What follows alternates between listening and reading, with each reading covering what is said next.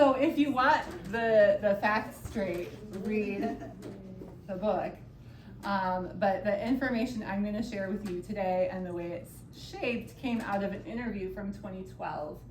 I went and spent the weekend with Father Tom in DC, and I had a little tape recorder, and I was writing a book that turned into a nonprofit. So it never got written.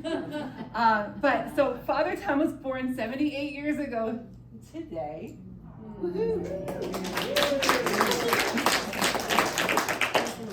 To a devout Catholic family in Minnesota. He's the oldest of 5.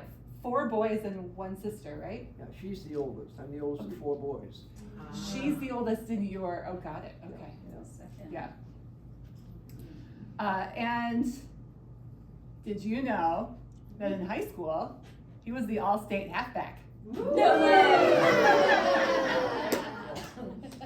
And you captained the team to the state championship. Yes. Did you win? Yes. Woo! I didn't have the winning in my notes. And even then, because it was a Catholic school, the mix of the body and the spirit was there, because they would go to mass on game day and then pray on the bus the mile it took from church to the field. Right. And then they would kneel in a circle on the field before the game. Yeah. That's right. No wonder they won. And I won the hurdles. You what? Track and field, state meet. Won the hurdles. You ran the hurdles in track and field. Yeah. Well, because you're a 4-season athlete. You're right. Baseball, basketball, track and field, and football. Yeah. You didn't ever stop. You just kept going. Yeah. Jock the year round. But you did feel the call to be a priest at a retreat in high school, right? Yeah. But didn't go to seminary right away after college, although played sports all through college. Mm-hmm.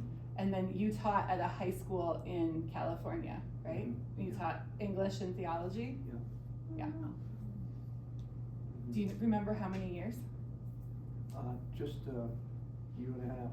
Okay. And then seminary? Yeah. Okay. And then in seminary, there were also more sports, right? That's what you told me. So, but there were also some Lutherans there. Yeah, it was a Paulist seminary, but there were some Lutherans who wanted to go to a seminary in DC, and they came to live at the Paulist seminary. So you've got these Catholic seminarians and Lutherans all in the same space, sharing tables, sharing notes, getting to know each other. So you understand how the ecumenical ministry. Yeah, it started right away. That's right. And so then to continue that ecumenical ministry, Father Tom, his first placement was at the Newman Center, which is the Catholic ministries on the campus for the University of Ohio. State. Oh, Ohio State University. The Okay. Ohio State University. OH. Yeah. You were a Buckeye? You know I'm from Pittsburgh.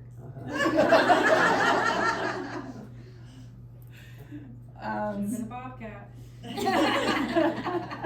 That's Ohio University. And so you had to work with, I think you told me, some Wesleyans and more Lutherans and some Presbyterians. Oh. Wow. We actually had a very big university Newman Center, and we had some available offices in it, and those chaplains were working on campus but didn't have an office, and we offered them to come and Oh, that's cool. So they could have offices in the same place as you. yeah. Yeah. Mhm. And then you shared ideas and shared what you loved about your own faith traditions. Mhm. Mhm. Yeah. And that's also where you started meditating. Maybe? Or during that time? Well, Any of you ever hear of Lawrence Freeman and John Main? Yes. Meditation? Yeah. Well, when I was chaplain at the McGill University Newman Center. Oh, which we're was- not there yet. We're No. still in Ohio. He's ready, he's ready. Well, Because I think you told me you started meditating there, but then, I got to tell them about your trip to Italy. So we went on vacation with some friends to Europe, and they were at a campground in northern Italy, and he got really interested in the guy directing traffic into the campground because he'd see a car with a license plate from Italy, and so he'd speak to the people in the car in Italian. Another one would come from France, and he'd speak to them in French. Another one would come from Germany, and he'd speak to them in German. And Father Tom was fascinated by this and realized like what a monoculture he came from, because the guy was like his age too. So he wanted to learn French. But in addition to, of course, Greek and Latin, which he had to learn in seminary, and Spanish, apparently, you also spoke. You No. told me. No? No, Okay, it's not Spanish. just the little phrases, you know. Yeah. But then you went back to the Newman Center after your vacation, and a year later, you were invited to go to Quebec to McGill, Yeah. right? Montreal. Montreal. Where then you worked with Eastern Orthodox and Christian Scientists and more Presbyterians. Well, we had available rooms in the Newman Center there as well, and these chaplains were working on campus but didn't have an office, and so we said, well, come. Yeah. You know, we'll make these available to you, and so then we were able to work together. Yeah. Yeah. And then Montreal is also where you met John Main, and he became your spiritual director. That's right. So John Main, so today, Connie was telling us about the meditation technique of centering prayer. John Main started the meditation technique called Christian meditation, which is what Father Tom practices. Mhm. And John Main was your spiritual director for a year before he passed away, right? Mhm. And then Lawrence Freeman took over the World Center for Christian Meditation. Is he still the leader Yes. of that? Yeah. Yeah. So he's been the leader for a really long time now. Yeah. He moved to England. Okay. Actually, that's what it is, yeah. So while he's in Montreal, he learns French, and the bishop notes his interest in ecumenicalism and asked him if he'd be the associate director for the Canadian Center for Ecumenicalism, right? But they wanted you to have some experience first, so they sent you around the world. Well, he gave me a year for ecumenical studies, and I began in Europe, and then went to the Middle East, and to Russia, and Ukraine, and it was a wonderful educational experience. Yeah. To Canterbury, to a graduate semester with the World Council of Churches, to Egypt with Coptic monks, to the Sinai Desert with a rabbi, and then to Mount Athos in Greece Yeah. with the Eastern Orthodox, which I'm really jealous of because women aren't allowed there. Mhm. And all of that is chronicled in something called Tales of Christian Unity, which is not his first book. Although I don't think this one is your first. I think this one's your second book on fasting, isn't it? Yes. Did you write 2 books on fasting? Mhm. So his first book was on fasting. So again, body and spirituality from the very beginning. Yeah. Okay, so then you are at the Canadian Center for Ecumenicalism for 14 years, 11 of which you were actually the director of it. Mhm. Yeah. And that's also where you grew your interest, not just for ecumenical. So the word ecumenical means like inter-Christian, Mhm. interdenominational Yeah. relationships, conversations. Interfaith then takes that a step further to interfaith, right? The other world religions. Right. Yeah. Mhm. Yep. So you were going to go to Australia for, I think, the World Council of Churches or something, Mhm. and you decided to take 3 months in India Yeah. because that's where three of the world's largest religions they all have significant representation in the same country. So he spent a month with Christians, a month with Hindus, and a month with Muslims in India in 1991. The month that he spent with Christians, he spent at a Christian ashram called Shantivanam, which was started by a Benedictine monk named Henry Lassalle, who became Swami Abhishektananda, if you've heard of him.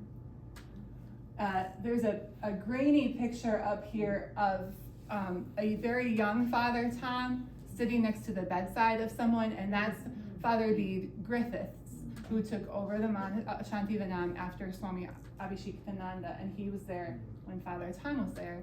And Bede Griffiths was also a pioneer in the interfaith dialogue, and also a Benedictine monk, both of them were French Benedictine monks. And that's where you were introduced to yoga, at Shantivanam. There he is. Yep, so this is Bede Griffiths. But he was British. He was?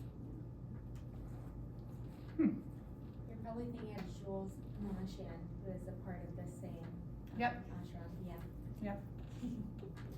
I knew there were two French Yeah, Benedictine there's monks two in there. French, there's two French. See? I love having room geeks. So many geeks.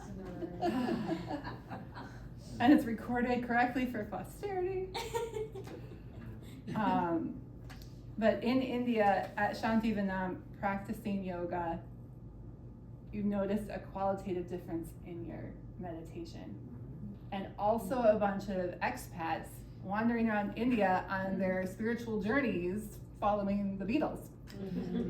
And realizing they're talking, well, I was raised Christian or raised, all these different things, but I'm finding something more here. And when Father Tom came back from India, he also noticed yoga was on the rise in the States, and he's wondering who's helping the Christians think through all of this. But that also seems to be the time that they asked you to start Unitas, right? Unitas? The Latin word for unity. Ecumenical Center for Spirituality and Christian Meditation. And that was born out of the big mansion that the Benedictines left after John Main died, and Lawrence Freeman moved to England. And I was chaplain at the Newman Center at McGill, just a couple blocks away, and when I saw that become open, I went to the Archbishop and said, would you be open to making that available? Must have found an ecumenical center for spirituality, and he was open to it, and so that was the next step. Yeah. And we had 4 or 5 other yoga practitioners, yoga and meditators, who were very happy to have an opportunity to live in this marvelous mansion and to form a community amongst ourselves, which we then began offering regular classes and teaching different workshops and things like that. And Prayer of Heart and Body was one of the retreats that you led there. Oh yes, Yeah.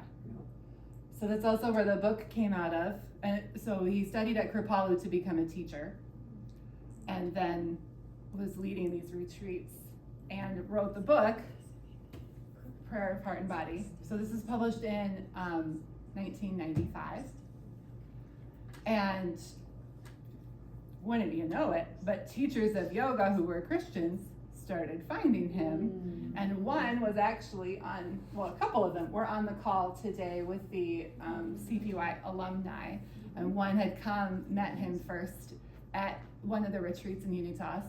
And the other one, I don't know, it probably not still in here, but in the first edition, there was a phone number in the back of the book. And Dana Gelinas called it, and Father Tom picked up. And that's how they became friends. And yoga teachers were saying, it's really lonely out here. And so he gathered 18 of them together at Oak Ridge, New Jersey, at the Paulist Retreat Center. for, I think it was Memorial Day weekend, 2001. And they loved it so much, they went back in 2003. That first one, there were several clergymen, a spiritual director, and a medical doctor. In 2003, 23 people gathered together, and a bunch of them wrote essays that Father Tom put together in the book Reclaiming the Body in Christian Spirituality. In 2005, there were 35 people, and they put together this little website called Christians Practicing Yoga. And then in 2008, I joined and I met Father Tom, and I'm not going to keep going with like all of the dates because we're going to do some of that on Saturday. The retreats have been every 2 years until this one is today. And in my mind, like as I think about your ministry, really, I keep coming back to this guy in Italy because he was able to talk to each car in each language, and you seem to be able to do that. Oh, this guy's coming from the Hindu religion, and we can find a common ground to talk here. These are the Presbyterians.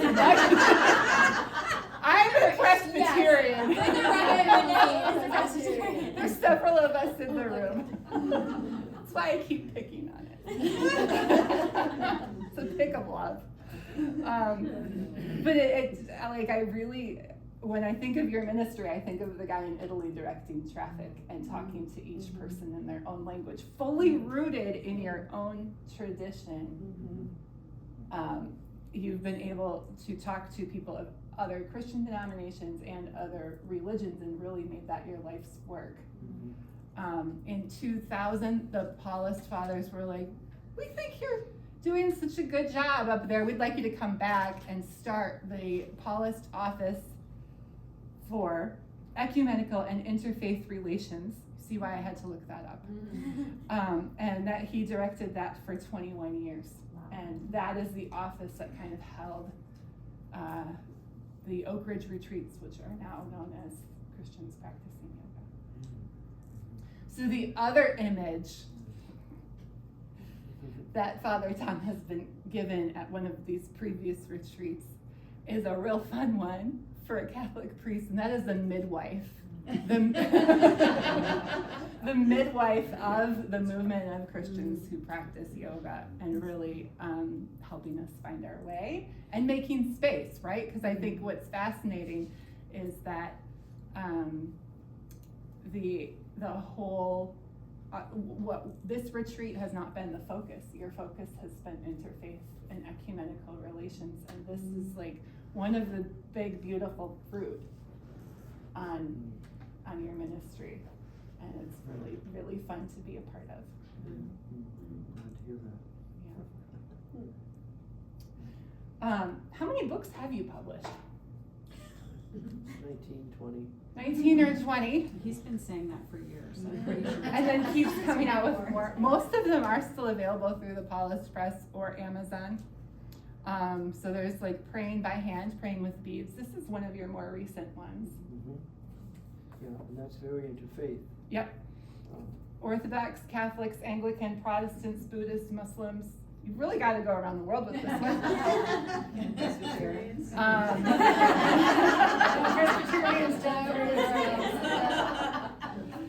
This one is called Officially. Interreligious Prayer, a Christian Guide. Christian Unity, How You Can Make a Difference. So if you wonder why there's this theme of unity at these retreats, it's all through Father Tom. And also Disciplines for Christian Living, Interfaith Perspectives. Like there's just so many books. And his newest one, now I feel like we're doing some kind of reading. Missionary Priest, which I know a lot of you are walking home with. Yeah. And Soul Fire, Accessing Your Creativity, which is a favorite of many of us. So, Father Tom, would you bless us with some of your poetry? Happy to share a few poems with you. quality of lead.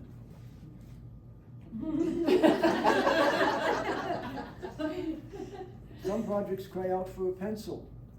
They know they're not ready for nails or cement because there's no blueprint or stencil. They need scrap paper, waste baskets, time to think before they're ready to take shape in the dark and decisive character of ink.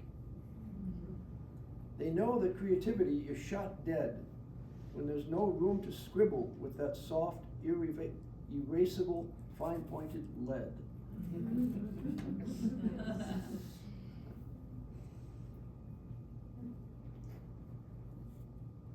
Inner freedom. I want to be like that rooster made of metal, standing alert on one leg atop a pinnacled roof, stopping between engagements, looking and listening, equipoised to move in the direction the breath of God next blows.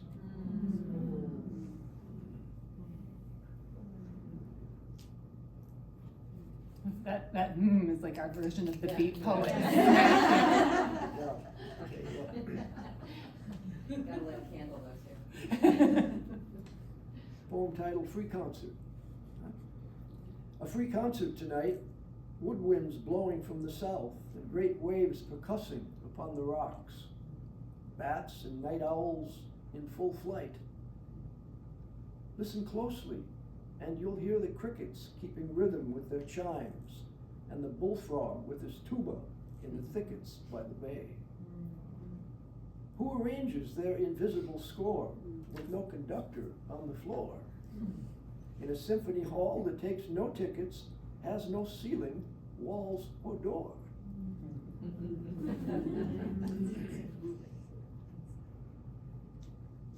Noises.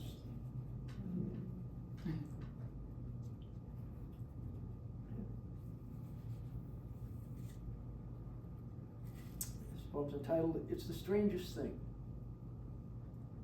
It's the strangest thing how from the first time an inspiration is given, some poems want to rhyme.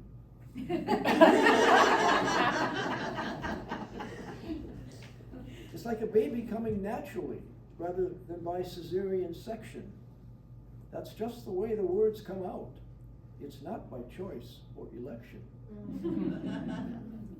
Within the first two lines, it's there, for better or for worse, like announcing, it's a boy or a girl.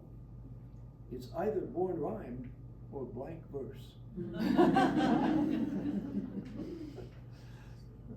That one's really fun. This poem is entitled Summer. It can happen in any season, but the heart has a better chance of opening to life in summer, when the clothes come off and we're down to hairy legs and halter tops.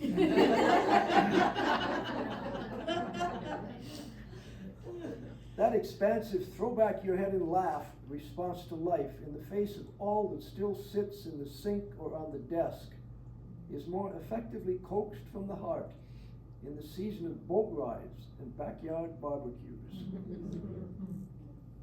The deep belly conviction that the world will be kind to us floats up more easily in the longer, warmer light of summer.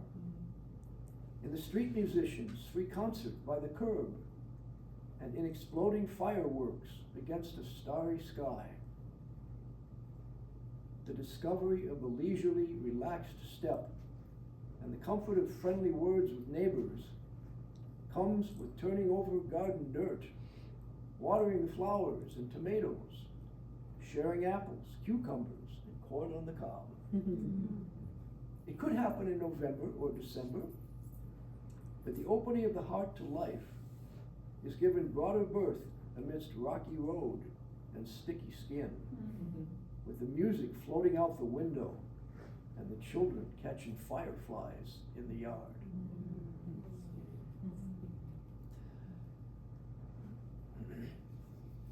Sunset. Go, put down the book. Open the door and step outside. This sunset will last only a few moments. In these clouds, your life and whole world are reflected. this golden fleece curled about the mountain asks you to open your soul to be all here, now. For soon this radiant glow, like all we love, will be pulled beyond our tenacious grasping in the flow of time. So the only answer is to open your heart to it fully, to let your eyes fill with tears of tenderness at the dizzying, knee-buckling beauty delivered all unordered for your awakening.